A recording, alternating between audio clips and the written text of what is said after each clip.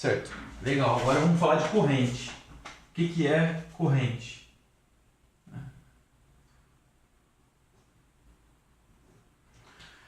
Bom,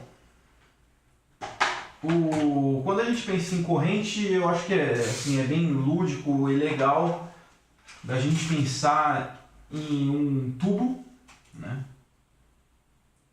Um tubo.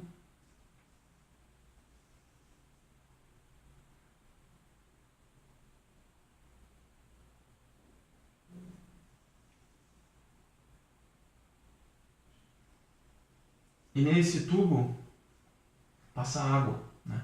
Passa várias moléculas de água. Esse aqui é o sentido para onde a água passa. E vamos pensar que aqui na frente eu tenho uma pá, eu tenho um moinho, né? Várias pás.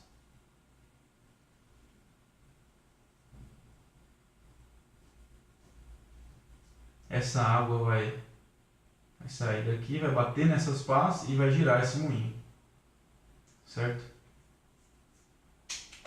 Bom, primeira coisa, quando a gente estava falando de tensão, aqui se aplica um conceito muito legal. Imagina que eu tenho uma caixa d'água gigante.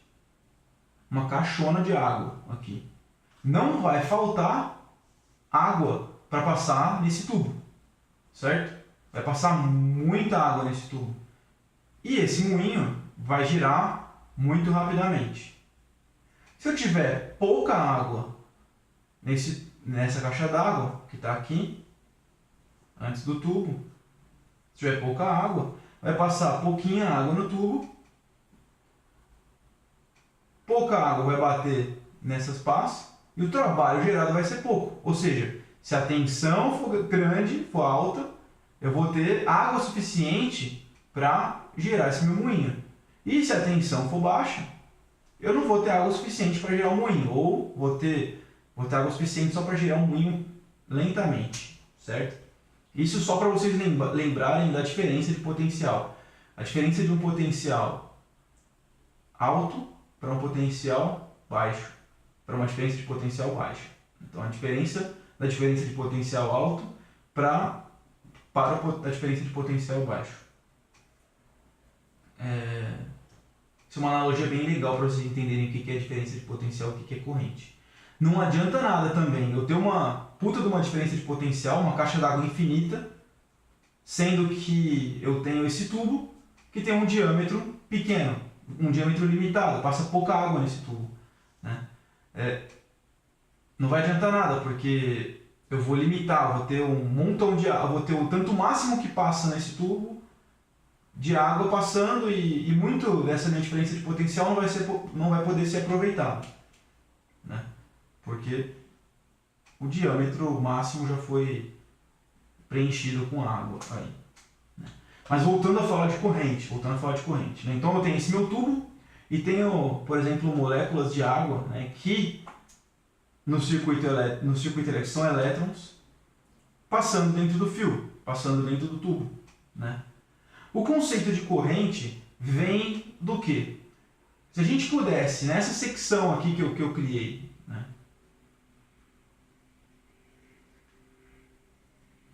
Criei uma secção aqui no tubo, como se eu tivesse cortado, né? Se eu estivesse cortando o tubo aqui nessa secção. Eu conseguiria, por exemplo, contar quantas moléculas, quantos elétrons, né, quantas moléculas de água, no caso do tubo, e quantos elétrons, no caso do fio, estão passando nessa secção por segundo, por exemplo. Né? E aí eu teria uma medida, por exemplo, número de moléculas por segundo. Né? Ou, no caso de um fio elétrico, eu teria o número de elétrons por segundo. Né? Então, pensando que a carga do elétron é 1,6 vezes 10 a menos 19 Coulomb, eu teria uma carga de N, que é o número de elétrons que passou aqui por segundo, vezes 1,6 vezes 10 a menos 19 coulomb dividido por segundo. Ou seja, o número é o tanto de carga que passou. É o tanto de carga que passou que passou nessa secção do tubo que eu estou observando agora por segundo, né? Isso aqui é corrente. Isso é corrente. E se eu vou fazer uma análise dimensional do que é corrente, se eu for ver, o que é ampere, né, que é medida em ampere? Ampere é igual a coulomb por segundo. Ou seja, é o número de elétrons vezes a carga elementar do elétron dividido por tempo, né? É isso que eu mostrei para vocês aqui. Ou seja, quanto maior moléculas de água passando no tubo, quanto maior o número de moléculas de água passando no tubo, maior vai ser o meu trabalho exercido na turbininha que eu desenhei aqui. Só que tem um porém aqui. Tem um porém. A gente está falando de energia, a gente não está falando aí de água, apesar que nas moléculas de água também acontece isso, por isso que a água ferve, mas não vem ao caso agora. A gente está falando de energia. Você imagina esse tanto de elétrons passando nessa secção. Pensa os elétrons como coisas vivas, eles vibram, eles batem um no outro, né? Isso é energia. O que a gente vê é calor sendo gerado, correto? Quando o calor é gerado, o fio esquenta. E quando o fio esquenta, a gente perde energia para o ambiente em forma de calor. Porque os elétrons estão se batendo tanto um no outro, né, que eles começam a esquentar. Mesma coisa se você fizer assim com a mão, né, o que a gente tem é um atrito, né, a rugosidade da nossa mão agindo uma sobre a outra, né, e a gente tem exatamente esse aumento de energia, né, das moléculas que constroem o nosso corpo. As moléculas começam a ter aí sua camada de valência vibrando mais rápido e aumenta a temperatura da mão. A mesma coisa acontece com o fio se eu passar muita corrente aqui, né? Por exemplo, eu vou dar um exemplo, Bruna e Carol, isso aqui é um fusível. Não sei se vocês estão conseguindo ver aqui dentro, tem um fiozinho bem pequenininho aqui. Deixa eu ver se dá pra ver. Tem um fio que passa dentro, tá vendo? Um fio bem fininho. E esse aqui é um fusível de 3 ampere, né? 250 volts, 3 ampere. Eu vou tentar estourar ele aqui com a minha fonte, que fornece até 4,5 ampere, né? Para vocês verem o que acontece quando um fusível ultrapassa o valor aí de máximo, né, que ele pode ultrapassar.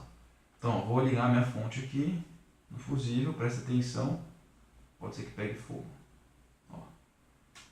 Aí, estourou, ó. Esquentou. Tá vendo? Ele está bem vermelho, vocês podem ver aí. Ele está emitindo calor, né? Ó, vamos ver se consigo chegar aí perto. Vai ser difícil, não sei se vocês conseguem ver aí que ele está.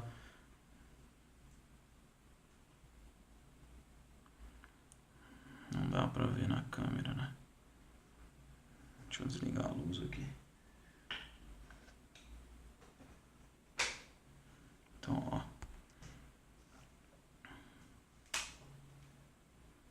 Você está vendo? Isso é o fusível esquentando aí, ó. Né? Ele está esquentando. Se eu continuar segurando aqui, ele vai queimar, né? E vai abrir o fiozinho que tem dentro dele. Quando abre o fiozinho... Eita, quente. Quando abre o fiozinho que tem dentro dele, para de passar corrente, porque o tubo foi aberto. Certo? Então, ok. Então, isso é corrente. Vocês entendem o que é corrente e o que é tensão. Bom, agora, como beleza, vocês sabem agora o que é corrente e o que é tensão, né? Como fazer um exercício com isso, né? Como que eu vou passar no vestibular com isso?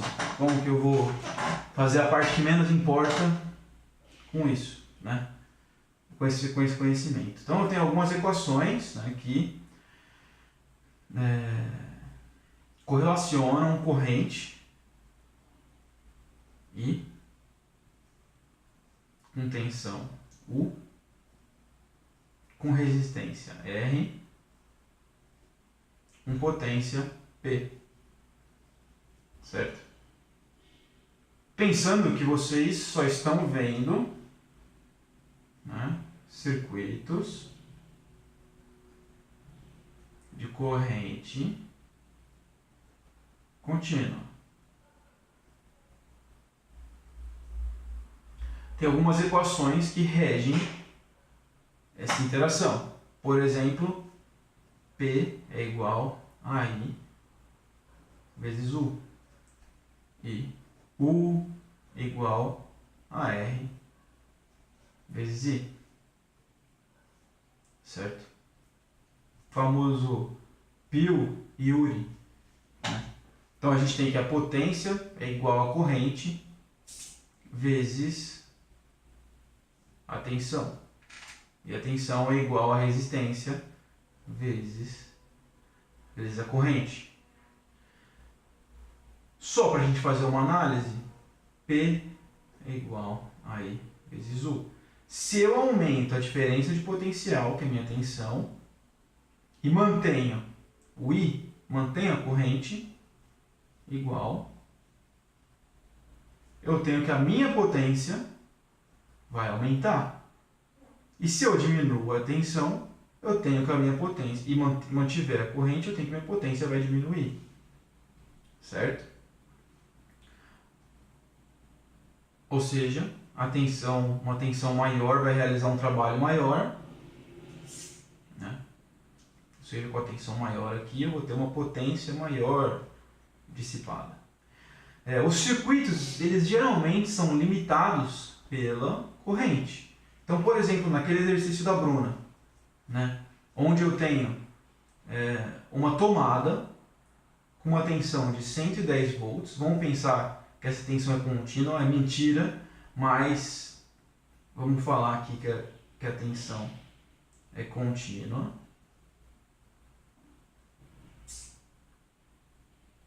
A gente tem uma corrente máxima de 20 amperes.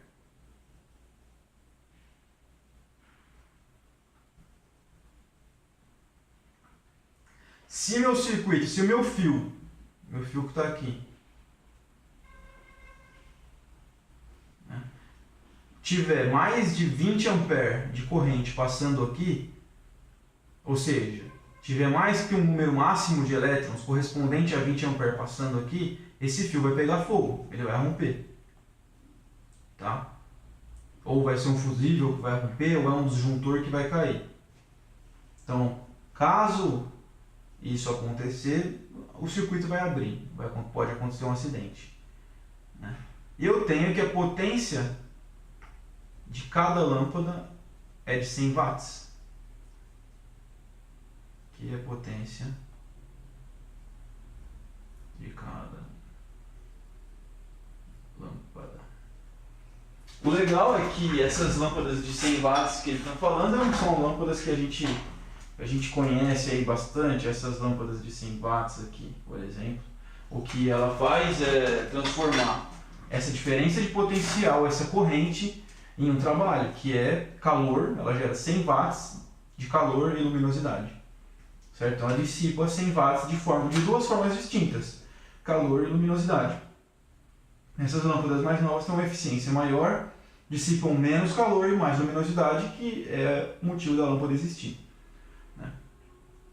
Aí a pergunta do exercício é, nesse circuito aqui, qual a quantidade de lâmpadas máxima? Né? A quantidade máxima de lâmpadas. Bom, o limitante, a gente tem que olhar aqui para os 20 amperes. Esse é o limitante. Isso é o que vai nos dar a maior limitação. Só que a unidade da grandeza que nos foi dada para quantificar, para entender a quantidade máxima de lâmpadas é watts, ou seja, potência. Aí vem aquela pergunta, bom, como que eu vou transformar volts e ampere em potência para poder comparar com a potência dissipada em cada lâmpada e descobrir quantas lâmpadas eu posso colocar no meu circuito? Então o que eu faço? Eu descubro a potência máxima que o meu circuito pode fornecer. Como que eu calculo isso? Bom, é com essa fórmula aqui, π. Então eu faço 110 volts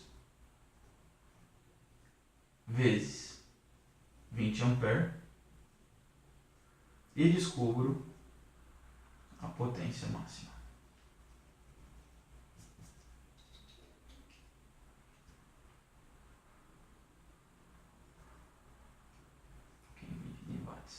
Olha que legal, aqui já dá pra gente ver uma coisa que poucos professores falam hoje em dia, né? Watt, que é a medida de potência, é a mesma coisa, exatamente a mesma coisa, do que a multiplicação da diferença de potencial, que tem a unidade volts, vezes ampere. Ou seja, eu posso falar que volt vezes ampere é igual a watt, né?